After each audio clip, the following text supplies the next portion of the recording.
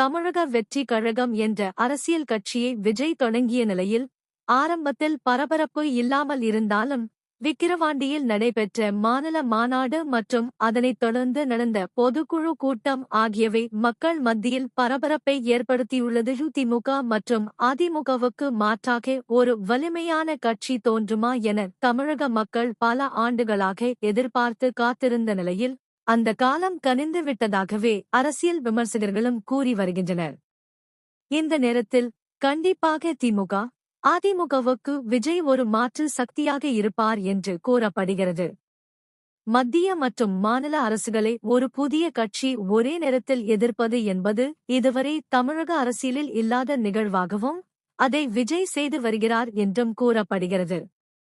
அதேபோல் திமுகவை படுமோசமாக விமர்சனம் செய்தாலும் அதிமுகவிடம் அவர் நெருங்கவில்லை என்றும் அதிமுகவை விமர்சனம் செய்யவில்லை என்றாலும் அந்த கட்சியுடன் கூட்டணி வைக்க எந்த முயற்சியும் செய்யவில்லை என்றும் கூறப்படுகிறது.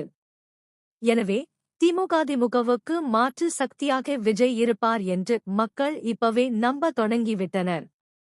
மேலும் விஜய் தனது நெருக்கமான ஆதரவாளர்களிடம் கண்டிப்பாக நாம் இந்த தேர்தலில் ஜெயிப்போம், நான் தான் முதல்வர் பதவியேற்பேன், அதற்கு ஒரே காரணம் திமுக அதிமுக மீது மக்கள் கொண்டிருக்கும் வெறுப்புதான்.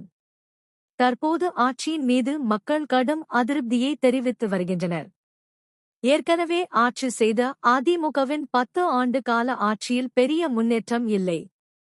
எனவே இந்த இரு கட்சிகள் மீது அதிருப்தியாக இருப்பவர்கள் நிச்சயமாக நமக்கு ஆதரவு தெரிவிப்பார்கள்.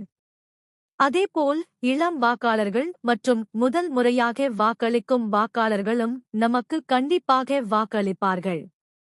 சீமான் தொடர்ச்சியாக தோல்வி அடைந்து கொண்டிருப்பதால் அவரது கட்சியில் உள்ள இளைஞர்களின் ஓட்டுகளும் நமக்கு கிடைக்கும்.